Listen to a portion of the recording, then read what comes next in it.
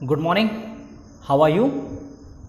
Now here the topic of class 10th social science chapter 15 economic development and planning. Must important chapter है आपके class 10 board के according. ठीक है, काफ़ी सारे क्वेश्चंस यहाँ से बनते हैं. आज हम इसका पार्ट 1 स्टडी करने वाले हैं. पार्ट 1 एंड देखिए आप कि हम इस चैप्टर में क्या क्या लर्न करेंगे, क्या क्या सीखेंगे, क्या क्या चीज़ों के बारे में जानेंगे. We shall learn very first concept of development, कि डेवलपमेंट का कॉन्सेप्ट क्या है. इकोनॉमिक डेवलपमेंट की बात कर रहे हैं हम, आर्थिक विकास की बात कर रहे हैं. इकोनॉमिक डेवलपमेंट एंड प्लानिंग का मतलब सबसे पहले आप समझ लें. इकोनॉमिक डेवलपमेंट यानी आर्थिक प्लानिंग. आर्थिक का मतलब बेटा अर्थ. ठीक है, अर्थ का मतलब यहां पर हमारे इनकम से रिलेटेड है, हमारी मनी से रिलेटेड है कि हम अपने जीवन जीने के लिए किस तरीके से अर्निंग कर रहे हैं. ठीक है, क्या मैनेजमेंट करके चल रहे हैं अर्निंग के लिए, वही हमारा इकोनॉमिक डेवलपमेंट होगा. नाउ एंड प्लानिंग, अब उस डेवलपमेंट के लिए, उस इकोनॉमिक डेवलपमेंट के लिए हम प्लान क्या बना रहे हैं. सबसे बेसिक चीज ये है कि हमारी प्लानिंग कैसी है, कैसे हमको अर्न करना है. तो यहां पर हम देखेंगे कॉन्सेप्ट ऑफ डेवलपमेंट, कि डेवलपमेंट का कॉन्सेप्ट क्या होता है. Now the next, national and per capita income. It is the most important topic of this chapter. National and per capita income. National income का मतलब होता है राष्ट्रीय आय, और पर कैपिटा इनकम का मतलब होता है प्रति व्यक्ति आय.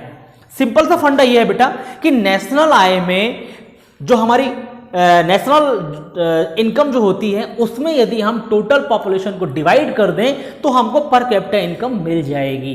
फॉर एग्जांपल इंडिया की पॉपुलेशन, आपको पता है कि इंडिया की पॉपुलेशन लगभग 130 करोड़ के आसपास है. ठीक है, अप्रोक्सीमेटली बता रहा हूं मैं, कंफर्म नहीं है. 130 करोड़. ना यहीं पर से हमको समझ में आएगा कि हमारी पर कैपिटा इनकम क्या होगी. मान के चलिए एक फैमिली में 4 मेंबर हैं. ठीक है, एक फैमिली में 4 मेंबर हैं और उनमें से 2 मेंबर्स 20-20 हजार की सैलरी पाते हैं मंथली, एंड 2 मेंबर जो हैं वो कुछ भी नहीं करते हैं, उनकी सैलरी निल है, 0 है. तो उस फैमिली की पर कैपिटा इनकम क्या होगी. ठीक है, तो हम यहां पर क्या करते हैं कि 4 मेंबर थे. ठीक है, 4 मेंबर में से 2 मेंबर्स की जो इनकम है वो 20 + 20 इक्वल टू 40,000 रुपीज है. ठीक है, लेकिन हमसे पूछा है, यहां तो हमने इंडिविजुअल 2 लोगों की इनकम बताई है, लेकिन हमसे पूछा है कि फैमिली की इनकम क्या है, फैमिली की पर कैपिटा इनकम क्या होगी. तो हम बेटा क्या करेंगे, इसमें 40,000 डिवाइड बाय टोटल पॉपुलेशन और टोटल नंबर ऑफ मेंबर यानी 4, तो पर कैपिटा इनकम जो हो जाएगी 10,000 हो जाएगी. ऐसे ही हमको नेशनल इनकम के बेसिस से पर कैपिटा इनकम पूरे इंडिया के अंदर हमको निकालना पड़ेगा. ठीक है, now the next, indicators of development, कि डेवलपमेंट के इंडिकेटर्स क्या क्या होते हैं, कि वो कौन कौन से इंडिकेटर्स होते हैं जहां से हमको डेवलपमेंट का पता चल रहा है. Now the next, developed and developing state. अब हम इंडिया के अंदर उन स्टेट्स के बारे में स्टडी करेंगे यहां पर जो कि डेवलप्ड है और डेवलपिंग है. डेवलप्ड का मतलब विकसित होता है एंड डेवलपिंग का मतलब होता है विकासशील. ठीक है, डेवलप्ड का मतलब डेवलप्ड हो चुके हैं, डेवलप हो चुके हैं, उनको ज्यादा डेवलप्ड होने की जरूरत नहीं. लेकिन डेवलपिंग का मतलब ये है कि वो डेवलप्ड होने की प्रोसेस में है, यानी आप क्या कह सकते हैं कि उनकी प्रोसेस चल रही है कि वो डेवलप्ड होना चाहते हैं, विकासशील है, विकसित. ये कंटिन्यूसली प्रोसेस है. ठीक है, now the next, economic planning. अब हमने यहीं पर लिखा हुआ है प्लानिंग के बारे में, तो इकोनॉमिक प्लानिंग, हमको अपना डेवलपमेंट, इकोनॉमिक डेवलपमेंट करने के लिए हमारी प्लानिंग क्या होगी, हम उसके बारे में डिस्कशन करेंगे. And the next, success and failure of economic planning in India, कि इंडिया की जो इकोनॉमिक प्लानिंग बनी थी इसके बारे में हम डिटेल में डिस्कशन करेंगे. जो इकोनॉमिक प्लानिंग का टॉपिक है आपका, ये भी इंपॉर्टेंट टॉपिक है कि हमने इकोनॉमिक प्लानिंग्स बनाए थे आफ्टर इंडिपेंडेंस. तो उन प्लानिंग्स में, ठीक है, उनको पंचवर्षीय योजना बनी थी, 1 वर्षीय योजना बनी थी, यानी 5 साल के लिए हमने प्लानिंग बनाया था, बीच में हमने 1-1 साल के लिए प्लानिंग बनाया हुआ था. तो वो डिफरेंट टाइप की प्लानिंग्स थे. And the next, success and failure हो गया.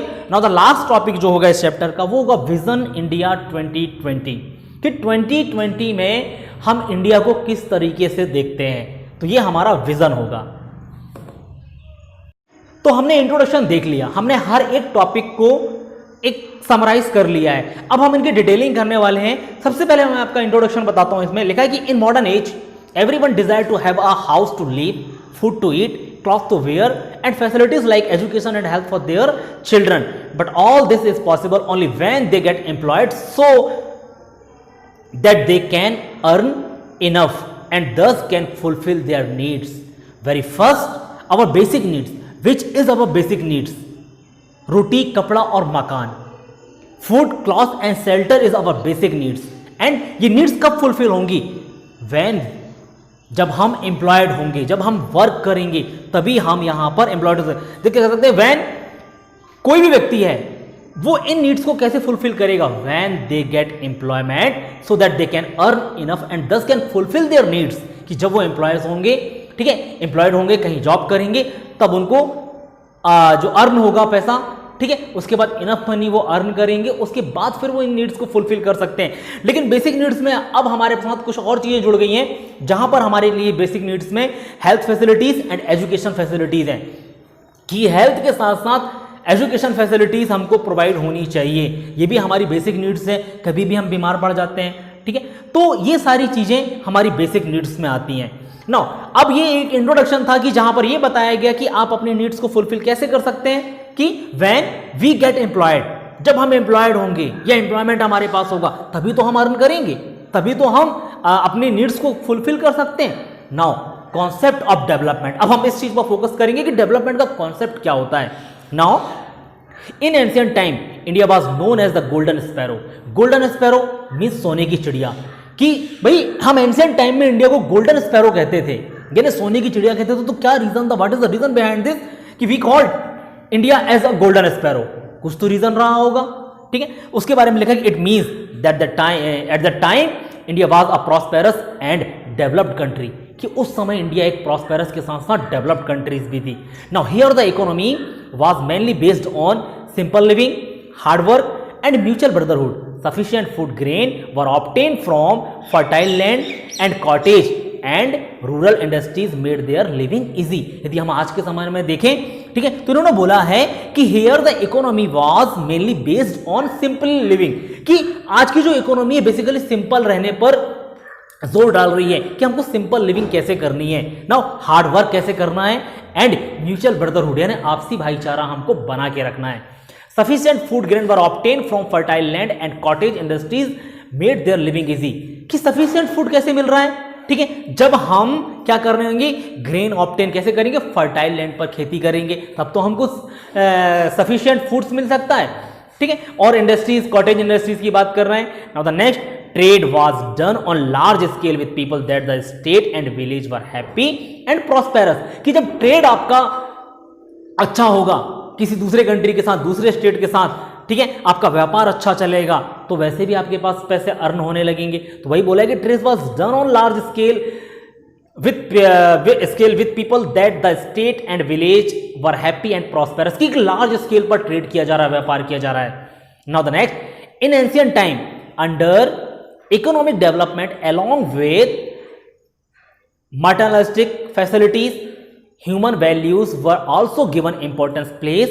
The great thinker Kautilya described these thought in detail in his book अर्थशास्त्र, ठीक है। तो इन्होंने बोला कि हम देखते हैं कि इन ancient time under economic development along, कि एंशिएंट टाइम में इकोनॉमिक डेवलपमेंट कैसे किया जाता था, जब हम मटेरियलिस्टिक बोलते हैं इसको, ठीक है, कि development along with materialistic facilities human values were also given importance. कि चीजें मटेरियलिस्टिक थी, कि मटेरियल को लोग कलेक्ट करके रखते थे, ठीक है, कि उनके पास यदि मटेरियल्स हैं तो उनका बाद में यूटिलाइज किया जा सकता है। साथ में ह्यूमन वैल्यूज को भी इंपॉर्टेंस दिया जाता था।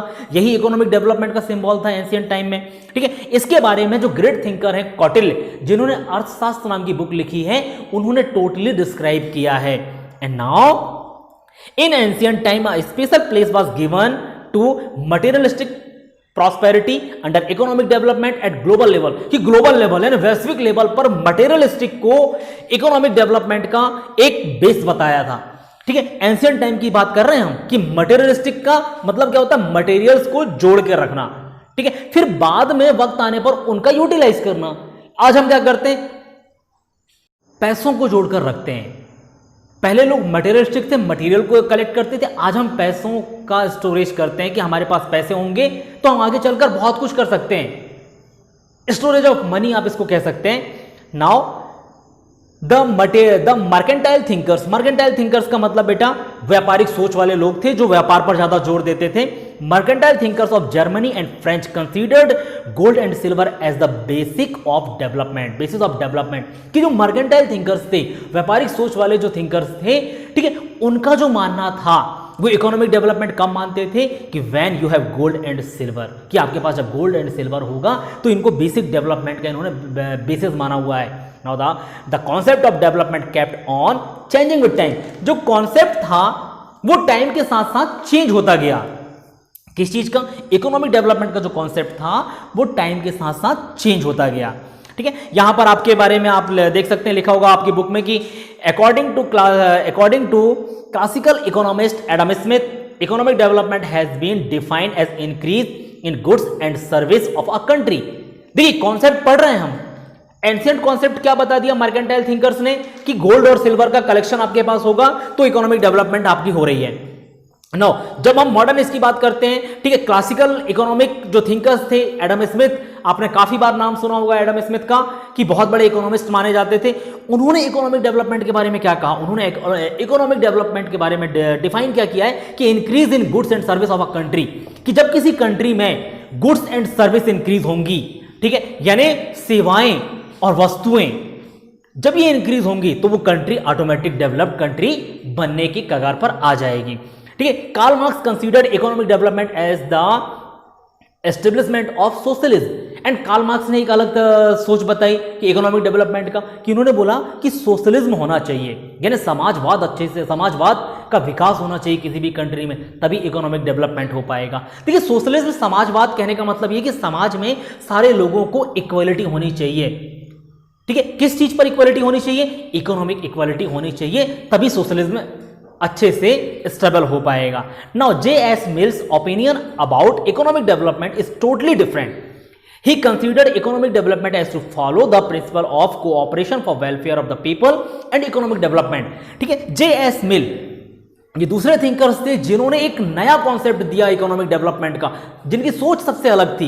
इन्होंने क्या बोला कि इन्होंने बोला कि he considered economic development as to follow the principle of cooperation, कि लोगों को कोऑपरेशन का प्रिंसिपल फॉलो करना चाहिए, यानी एक दूसरे का साथ देना चाहिए। एंड क्या लिखा कि for welfare of people and economic development, लोगों की भलाई के लिए वर्क करना चाहिए, इकोनॉमिक डेवलपमेंट के लिए वर्क करना चाहिए। फिर यहां पर आपको नए नए लोग मिलेंगे। ठीक है, आज हम फिर इसके बाद हम देखते हैं नीचे नेक्स्ट में कि लिखा है the knowledge of characteristic of economic development is necessary to understand and economic development easily. The main characteristics of development are as below, कि हम देखेंगे नीचे कौन कौन से डेवलपमेंट हैं। Let's see the main characteristics of development की, economic development के क्या क्या कैरेक्टरिस्टिक्स हो सकते हैं उनके बारे में मैंने यहां पर मेंशन किया हुआ। फर्स्ट, कंटिन्यूअस प्रोसेस, कि डेवलपमेंट जो है सडनली डेवलपमेंट नहीं हो जाता। डेवलपमेंट एक प्रोसेस है, कंटिन्यूसली प्रोसेस है जो लगातार चलते रहती है। यदि मैं यहां पर देखूं, मैं बताऊं आपको कि economic development is a continue process as a result of which the national income gradually increase, there is continuity in demand and supply of a commodity in an economy as the result of this process, कि commodity की demand and supply both are simultaneously जब चलते रहेंगे तो अब हमारा जो process है इकोनॉमिक डेवलपमेंट का वो कंटिन्यूसली प्रोसेस है। हम कह सकते हैं इसको ग्रेजुअली इंक्रीज होता है इससे नेशनल इनकम जो है। ठीक है, तो एक कंटिन्यूस प्रोसेस है जो कि सडनली नहीं होती। ठीक है, now the next, increase in national and per capita income, कि अब national and per capita income, जब नेशनल और पर कैपिटा इनकम इंक्रीज होगा तो डेवलपमेंट ऑटोमेटिकली होने लगेगा। तो यहां लिखा गया कि national income and per capita income as a result of economic development increase continuously, कि यदि national income and per capita income लगातार बढ़ेगी तो ऑटोमेटिक डेवलपमेंट हो जाएगा। Third, a long period process, where it is continuous process then also it is a long period process, कि जब ये कंटिन्यूसली है ठीक है, इकोनॉमिक डेवलपमेंट की जो प्रोसेस है कंटिन्यूस चल रही है, तो इसका मतलब क्या हो सकता है कि ये एक लॉन्ग चलने वाली प्रोसेस है, लंबी चलने वाली प्रोसेस है, ठीक है, लॉन्ग पीरियड। लेकिन economic development is a long term process because development can not be called a short term of short period increase और चेंज, कि हम इसको शॉर्ट टर्म या शॉर्ट टाइम पर नहीं कंप्लीट कर सकते इसके अचीवमेंट्स को, ठीक है। Now for example if in any 1 year agriculture production increase due to good rain, thereby national income will also be increased, but it cannot be called the economic development। यहां पर लिखा है कि हम ये कह सकते हैं कि यदि किसी साल वर्षा अच्छी हो गई, बारिश अच्छी हुई, फसल अच्छा हो गया, ठीक है, फसल अच्छा हो गया, लेकिन इसका यह मतलब नहीं कि हमने बहुत ज्यादा डेवलपमेंट कर लिया। हो सकता है कि नेक्स्ट ईयर बरसात ना हो, नेक्स्ट ईयर कोई दूसरी प्रॉब्लम आ जाए, ठीक है, तो हम इसको एक इकोनॉमिक डेवलपमेंट के तहत नहीं ले सकते। हम इसको लॉन्ग पीरियड में देखते हैं कि आने वाले 10 सालों में, 15 सालों में यदि बारिश अच्छी हो रही है, एग्रीकल्चर अच्छा हो रहा है, तो हम कह सकते हैं कि हाँ इकोनॉमिक डेवलपमेंट हो रहा है। Now the next, proper utilization of resources. Resources, इस वर्ड को आप हमेशा याद रखेंगे। ये आपको रिसोर्सेज जो है, ठीक है, ये रिसोर्सेज जो हैं आपको ये जियोग्राफी में भी मिलेंगे, ठीक है, ज्योग्राफी का भी वर्ड है, आपको इकोनॉमिक्स में भी रिसोर्सेज के बारे में आपको पढ़ना होगा कि रिसोर्सेज का मतलब सबसे पहले आप जान लें। रिसोर्सेज को संसाधन कहा जाता है बेटा, कि ऐसी चीजें, ठीक है, हर चीजें रिसोर्सेज नहीं हो सकती। फॉर एग्जांपल चौक मेरे लिए रिसोर्सेज है, हो सकता है आपके लिए रिसोर्सेज ना हो। कि रिसोर्सेज वो चीजें हैं कि जिन चीजों का हम यूटिलाइज कर रहे हैं, उपयोग कर रहे हैं, वो हमारे लिए रिसोर्सेज हैं। चाहे फिर वो व्हीकल्स क्यों ना हो, चाहे फिर वो आपके पेरेंट्स भी आपके लिए ह्यूमन रिसोर्सेज हैं, आपके टीचर आपके लिए ह्यूमन रिसोर्सेज हैं, ठीक है। तो रिसोर्स बहुत सारी चीजें हो सकती हैं।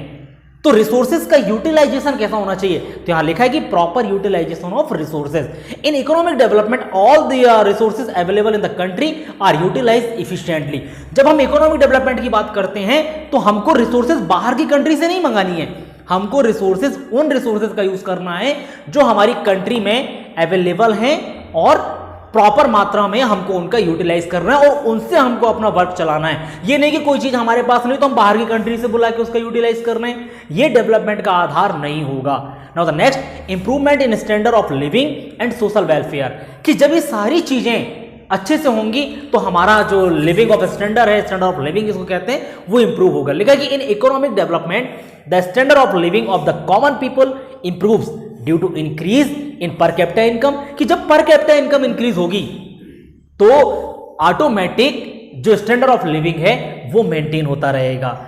Now the economic disparity decrease and the public welfare programs such as education, public health etc are increased by the government, ठीक है। जब इकोनॉमिक डिस्पैरिटी हमको देखने को मिल रही है, इकोनॉमिक डिस्पैरिटी का मतलब होता है कि आर्थिक तौर पर असमानताएं। हम देखते हैं यहां पर भी कोई बहुत रईस आदमी है, किसी के पास बहुत पैसा है तो किसी के पास बहुत कम पैसा है, ठीक है, तो इसको इकोनॉमिक डिस्पैरिटी कहा जाता है। नाउ इट इंप्रूव, फिर इसके लिए गवर्नमेंट ने बहुत सारी चीजें की है, जैसे एजुकेशन पर वर्क किया है, पब्लिक हेल्थ पर वर्क किया है, ताकि लोगों में कुछ तो इक्वालिटी आए।